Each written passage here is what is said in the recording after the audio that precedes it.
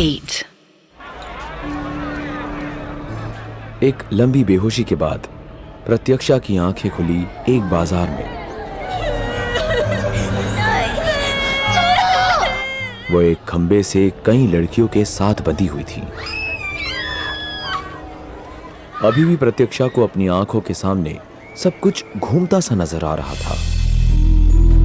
प्रत्यक्षा को यह समझने में ज्यादा देर नहीं लगी कि प्रत्यक्षा और बाकी लड़कियों को वहां पर बेचने के लिए लाया गया था।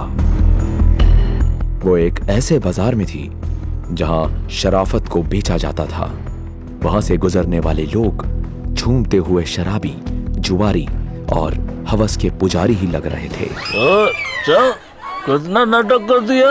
नहीं, छोड़ो मुझे, छोड़ो। शाम होने को आई थी और प्रत्यक्षा को अंदाजा भी नहीं था कि कब से वो इन गुंडों के पास बेहोशी की हालत में भूखी प्यासी पड़ी थी। अरे, ये लड़की तो बड़ी कमाल लग रही है। सिर पर ये पट्टियां काहे बांधी है इसकी? अरे, ऐसी ऐसी लड़कियां बेचोगे तो कौन खरीदेगा? थोड़ा सस्ते में लगाओ और ये लड़की दे दो हमको। सस्ते में तुमको इधर कुछ नहीं मिलेगा। लड़की को बस थोड़ी सी चोट लगी है, बाकी हमारे पास जितनी भी लड़कियां हैं एक से बढ़कर एक खूबसूरत है, इसलिए इसके पैसे तो कम ना होगा। लेना है तो बढ़िया दाम बता, वरना निकल यहाँ से। छोड़ दो हमें दरिंदों। ए बुढ़ाऊ, देख लड़कियां कैसे खटाखट बिक रही है। तुमको अगर नहीं लेनी है तो निकलो इधर से। आओ रे, नया शहरी माल देखो, बोली लगाओ रे। अरे, लगा दे सस्ता थोड़ा सा, वरना इसको कोई नहीं खरीदेगा। ये सब पट्टी वट्टी बांधी है तो कौन खरीदेगा इसका? हाँ? ए बुढ़ाऊ, कबर में पैर है तुम्हारे और तुमको सस्ता महंगा करना है। चल चल अपना रास्ता नाप, ऐसे तो हमारा धंधा ही बैठ जाएगा। उस बोली लगाने वाले गुंडे ने शराबी आदमी को हटाने के बाद प्रत्यक्षा की तरफ पलट कर देखा। उसने प्रत्यक्षा के सिर की पट्टी को खोलना शुरू कर दिया। मुंह पर बंधी हुई पट्टी के कारण वो चीखने की कोशिश कर रही थी, लेकिन चीख नहीं पा रही थी। उस गुंडे ने प्रत्यक्षा को जोर से थप्पड़ मारा। इस पर प्रत्यक्षा सहम गई और एकदम खामोशी से खुद को सिकोड़ते हुए बैठ गई। एकदम चुप। सादा हाथ पैर चलाएगी ना तो चलने लायक नहीं छोड़ूंगा। हमारा धंधा खराब करेगी क्या?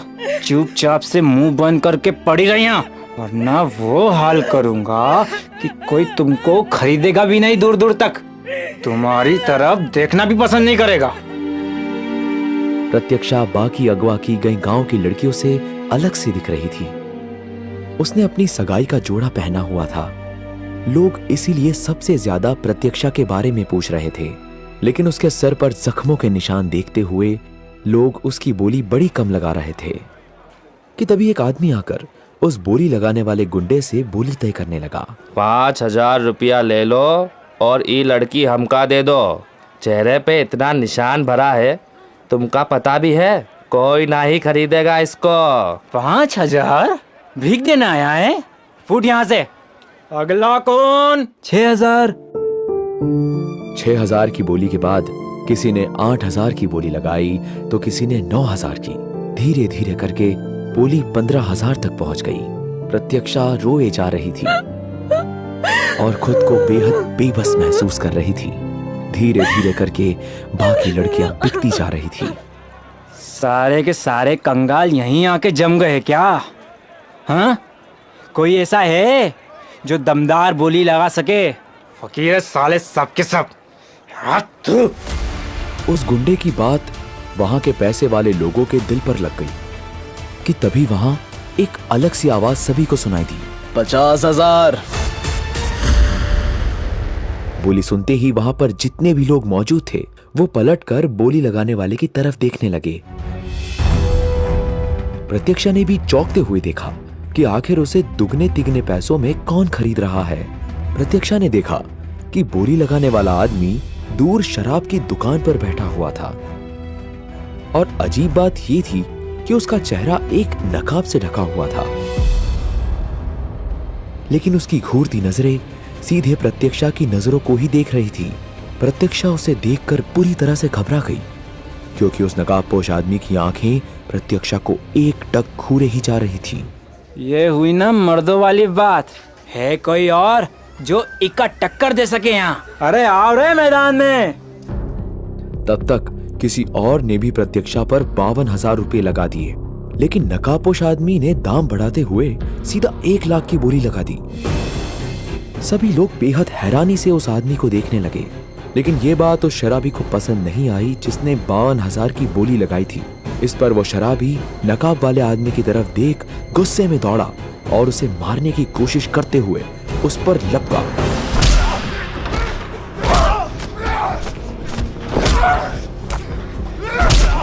लेकिन उस नकाब वाले आदमी ने एक झटके में ही अपने हाथ में पकड़ी हुई शराब की बोतल को एक पत्थर से मारते हुए फोड़ दिया और उस शराबी के हाथ पे दे मारा, जिस हाथ को शराबी ने मारने के लिए उठाया था, और फिर वो शराबी जमीन पर गिर पड़ा।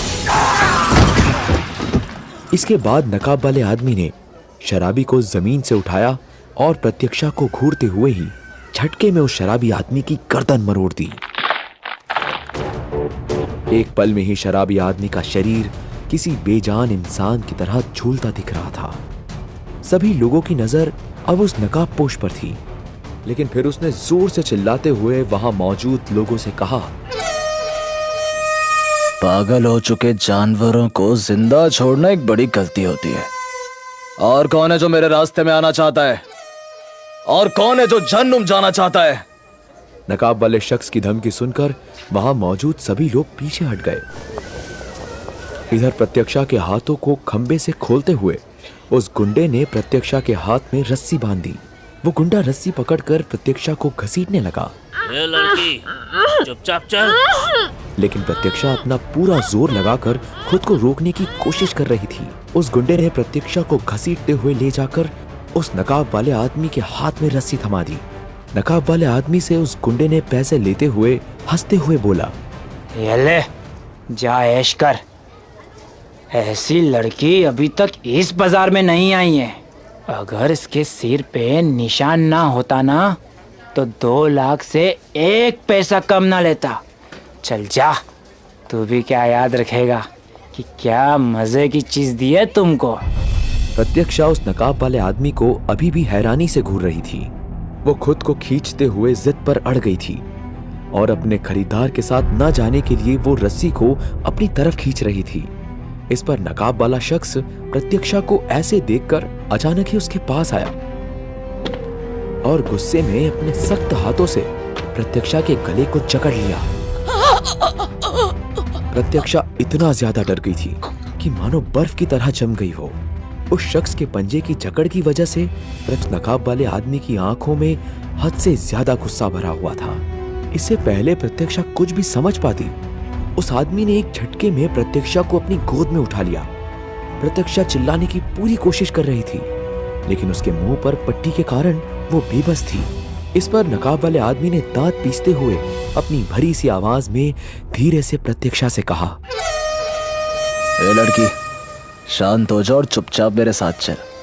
याद है ना उस शराबी की गर्दन किस तरह मरोड़ी है?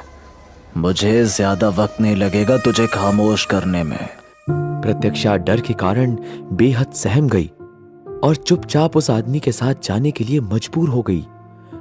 नकाब वाले आदमी ने प्रत्यक्षा को गोद में उठा रखा था। देखते ही देखते प्रत्यक्षा की आंखें खुद ब खुद बंद होने लगी और प्रत्यक्षा कब उस नकाब वाले आदमी की बाहों में बेहोश हो गई उसे खुद पता नहीं चला। वहां से निकलते ही नकाबपोश आदमी प्रत्यक्षा को लेकर एक झोपड़ी के पास पहुंचा। उसने उस झोपड़ी के मालिक को कुछ पैसे दिए और प्रत्यक्षा को लेकर अंदर चला गया। उसने बेहोश प्रत्यक्षा को झोपड़ी में लगे बिस्तर पर लिटा दिया। कुछ घंटों बाद प्रत्यक्षा को होश आया। उसने अपनी आंखों पर जोर देते हुए आसपास देखा तो पाया कि वो एक अंधेरी सी झोपड़ी में थी। थोड़ा ध्यान देने पर उसे महसूस हुआ कि उसके शरीर पर एक भी कपड़ा नहीं था। वो सिर्फ एक चादर ओढ़कर बिस्तर पर लेटी हुई थी। प्रत्यक्षा इससे पहले कुछ और सोच पाती, उसने ठीक अपने सामने देखा कि कोई खड़ा था। वो अंगड़ाई लेते हुए सामने एक कुर्सी पर रखी हुई शर्ट को हाथ में लेकर पहनने जा रहा था।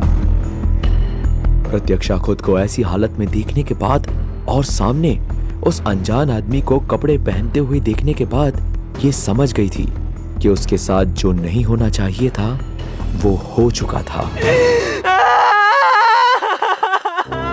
प्रत्यक्षा ने खुद पर पड़ी चादर को ही उठाकर खुद के चारों तरफ लपेट लिया और खुद को समेटते हुए बिस्तर के एक कोने में जा बैठी। प्रत्यक्षा के होश में आने की आहट को सुनकर सामने खड़े आदमी ने धीरे से नजरें फिराकर देखा और फिर शर्ट के पास रखे नकाब को उठाकर वापस से उसे पहनने लगा। प्रत्यक्षा पर मानो एकदम से कोई पहाड़ टूट गया हो। उसकी आंखों से आंसू बह रहे थे। अब इस नकाब से मुंह ढककर तुम्हारी दरिंदगी छुप जाएगी क्या? यकीन मानो दरिंदगी क्या होती है तुम अभी जानती तक नहीं। क्या तुम जानना चाहोगे कि एक दरिंदा कैसा होता है?